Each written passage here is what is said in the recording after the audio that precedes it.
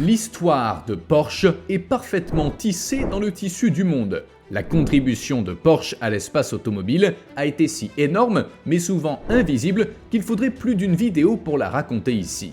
La marque Porsche est synonyme de succès prodigieux, de tragédie, d'innovation et de destruction. Cependant, pour comprendre pleinement l'histoire tumultueuse de la marque, il faut remonter à ses origines en 1898. Ferdinand Porsche, qui a quitté son emploi pour entamer une nouvelle carrière dans l'industrie automobile, a passé les décennies suivantes à créer certains des modèles de véhicules les plus révolutionnaires pour d'autres constructeurs automobiles. Il est devenu l'un des plus grands ingénieurs de tous les temps. Pourtant, bien qu'il ait fondé sa propre entreprise automobile, le succès de Porsche l'a finalement conduit sur une voie plus sombre. Pendant la Seconde Guerre mondiale, Porsche est impliqué dans des projets militaires pour le régime nazi, ce qui lui vaut d'être emprisonné et finit par lui coûter la vie. Malgré ce chapitre sombre de l'histoire de la marque, Porsche a réussi à se transformer en l'une des plus grandes marques de voitures de luxe au monde. Alors, attachez vos ceintures et rejoignez-nous pour découvrir la véritable histoire de Porsche. Les origines de Porsche. Ferdinand Porsche, né en septembre 1875, est à l'origine de tout. Il a grandi dans un petit village situé dans l'Empire austro-hongrois, aujourd'hui territoire de la République tchèque. À cette époque, les calèches, les trains et les bicyclettes étaient les moyens de transport les plus courants, et les premières automobiles commençaient tout juste à gagner en popularité. Le père de Ferdinand dirigeait une entreprise de forge, mais le jeune homme n'a pas souhaité poursuivre l'activité familiale et s'est concentré sur ses études. Malheureusement, à l'âge de 14 ans, Ferdinand a perdu son frère aîné et a été contraint d'abandonner l'école pour travailler à plein temps dans l'atelier de son père. Bien qu'il ait suivi les traces de son père à contre-cœur, Ferdinand a trouvé son bonheur dans son temps libre en expérimentant l'électricité, une technologie nouvelle et passionnante de la fin du 19e siècle. Il s'inscrit à l'école technique impériale de Reichenberg pour développer ses connaissances en ingénierie et en quelques mois seulement, il a pu construire son propre générateur électrique et installer des ampoules électriques dans toute sa maison. Le père de Ferdinand a finalement reconnu le talent de son fils et lui a permis de poursuivre sa passion pour l'ingénierie. Un nouveau voyage. En 1893, à l'âge de 18 ans, Ferdinand quitte le domicile familial et commence à travailler pour Bella Eger & Co, un fabricant de machines électriques à Vienne. Il a rapidement gravi les échelons et s'est fait reconnaître comme un ingénieur compétent. Pendant son séjour, il a construit le premier moteur électrique de moyeu de roue de l'entreprise qui était initialement utilisé pour les bicyclettes. Alors que les premières automobiles commencent à voir le jour, Ferdinand quitte Bella Eger & Co pour travailler pour Jacob Lohner & Co, qui délaisse les calèches au profit des véhicules autonomes. C'est là que Ferdinand utilise ses moteurs électriques pour construire sa toute première voiture, la Porsche P1, à l'âge de 23 ans. Ce fut le début de ses contributions pionnières à l'industrie automobile et il devint par la suite l'un des ingénieurs automobiles les plus influents du XXe siècle.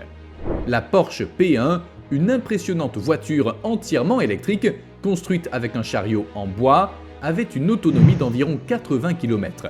Conçue pour la course, ses lourdes batteries plomb-acide limitaient sa vitesse à 34 km/h. À cette époque, les automobiles étaient principalement construites pour la compétition plutôt que pour le transport. Porsche continue d'affiner ses conceptions et finit par créer la première voiture hybride essence-électricité au monde, la Lohner Porsche Electromobile, en 1900. Malgré l'éclat de ce véhicule, il a mis en évidence les difficultés des voitures électriques en raison de leur faible autonomie et de leur poids de près de 2 tonnes, ce qui a freiné le développement des voitures électriques pendant près d'un siècle.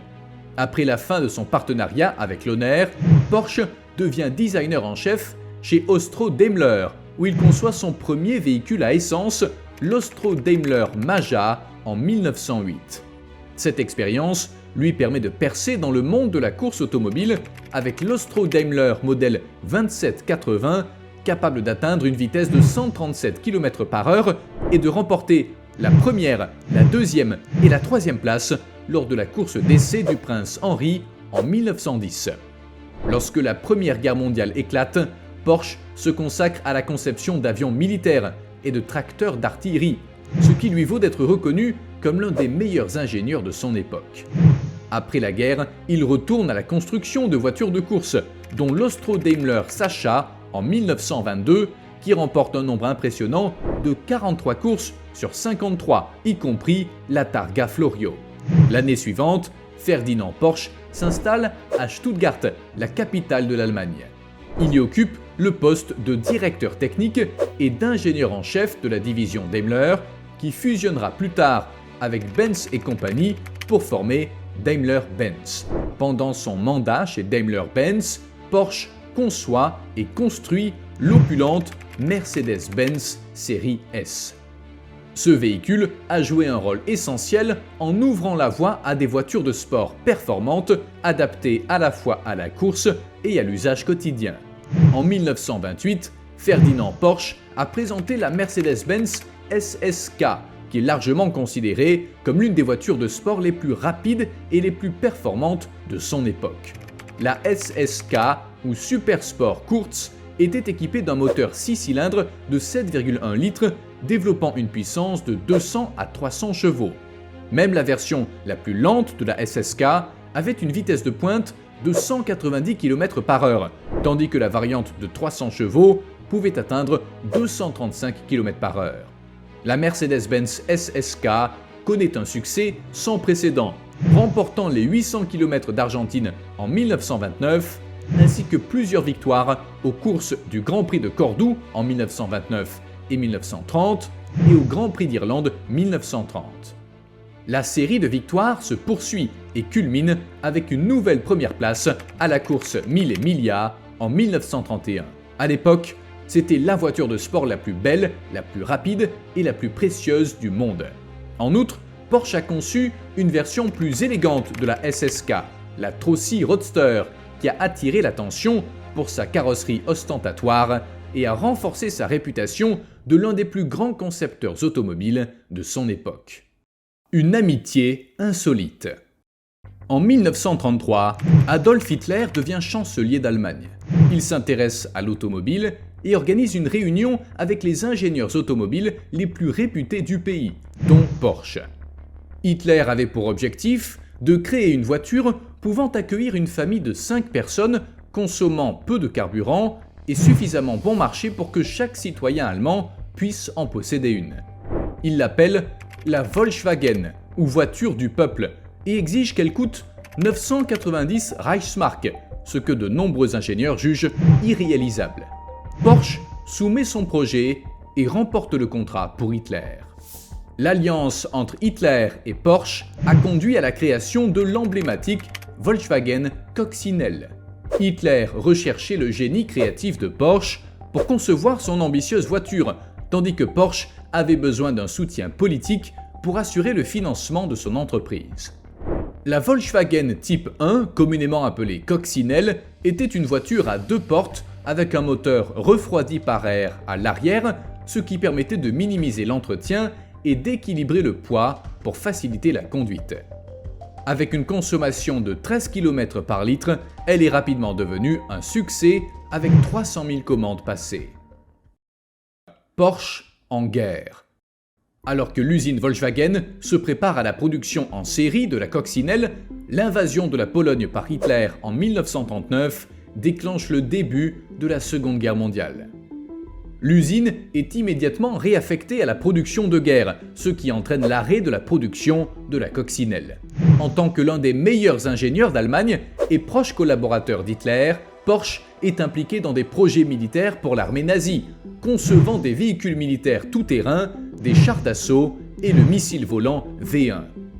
Porsche a participé au concours organisé par Hitler pour la production en série du char lourd Tiger, mais son projet, le Ferdinand, n'a pas répondu aux attentes en raison de ses moteurs compliqués et surdimensionnés.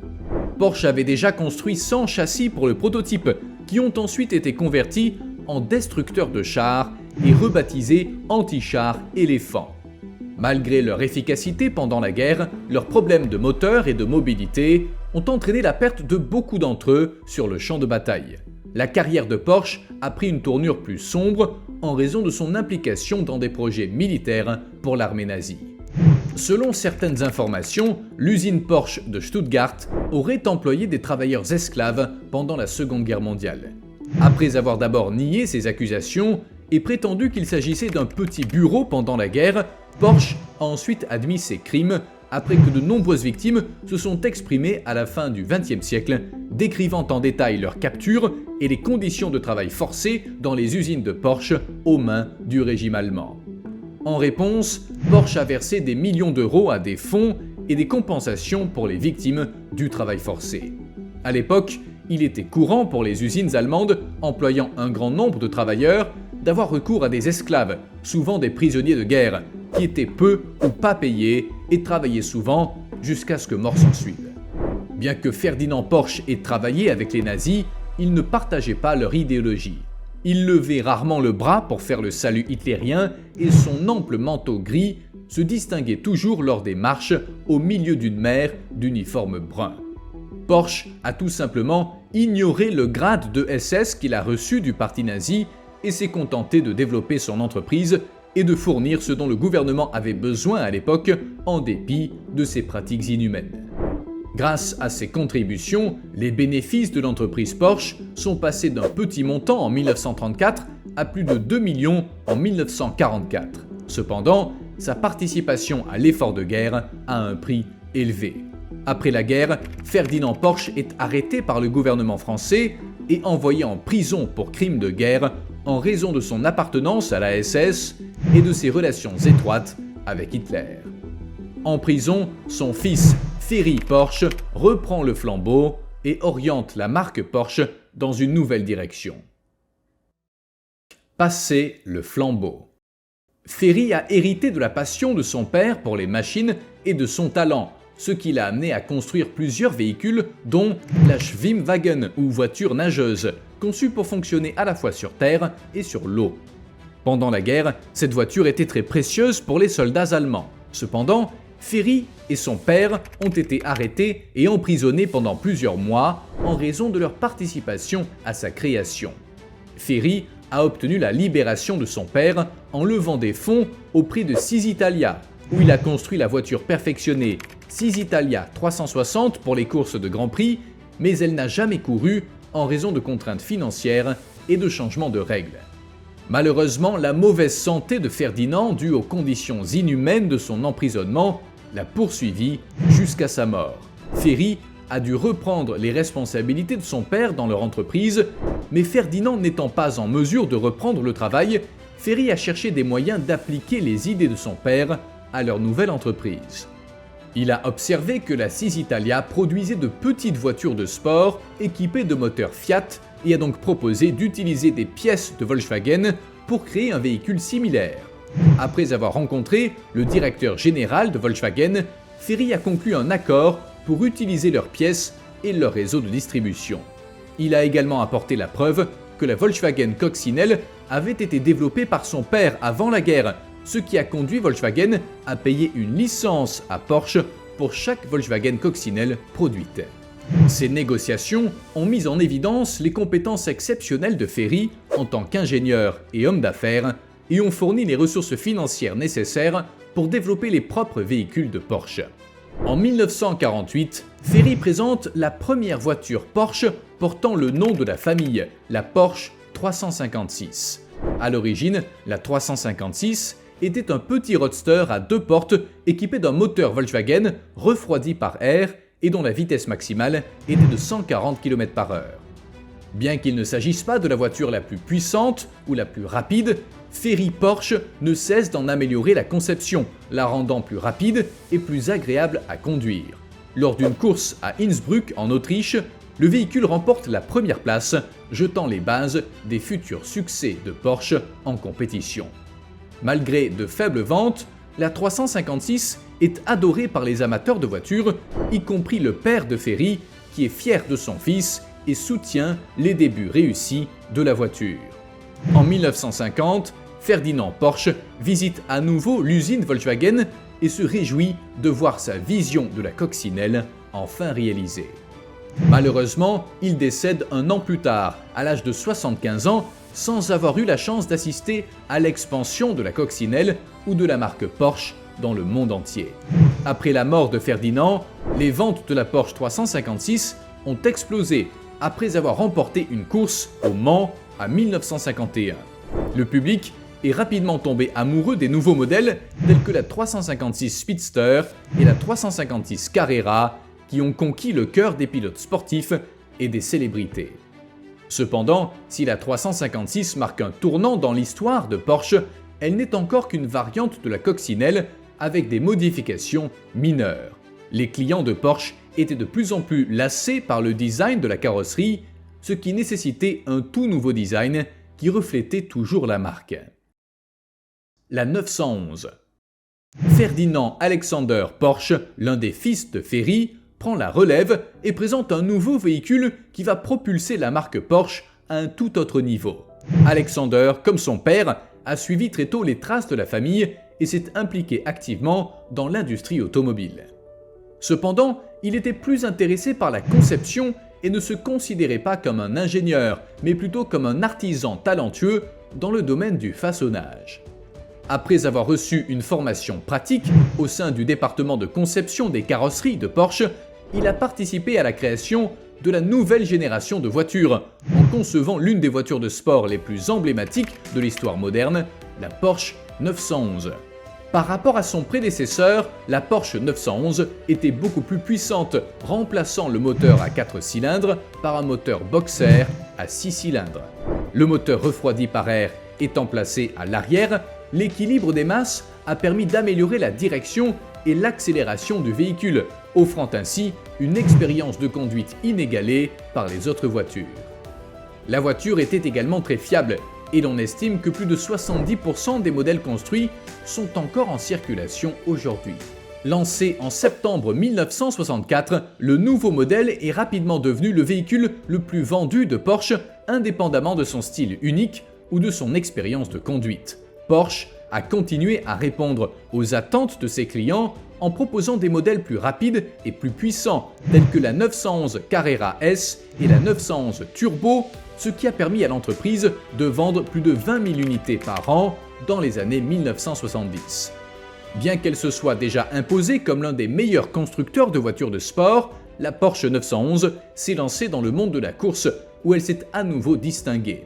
La voiture fait ses débuts sur les circuits lors du rallye de Monte-Carlo en 1965 où elle obtient une respectable 5e place. Les performances de Porsche s'améliorent au cours des années suivantes et la marque remporte 3 victoires consécutives au rallye de Monte-Carlo. L'entreprise a ensuite remporté presque tous les grands événements de sport automobile, notamment la Targa Florio, le Paris-Dakar, les 24 heures de Daytona et de nombreux autres championnats de rallye et de GT. Ses succès en compétition ont fait de la Porsche 911 l'une des voitures de compétition les plus accomplies de l'histoire. Cependant, à cette époque, le fondateur de l'entreprise, Ferry Porsche, quitte ses fonctions et aucun de ses fils ne souhaite prendre la relève. Le conseil de famille décide donc de diviser les actions de l'entreprise et d'en confier le contrôle à un tiers, marquant ainsi la fin de l'implication de la famille dans l'entreprise. Malgré cela, Porsche a continué à améliorer et à produire des véhicules plus sportifs, consolidant ainsi sa position comme l'une des principales marques de voitures de sport sur le marché.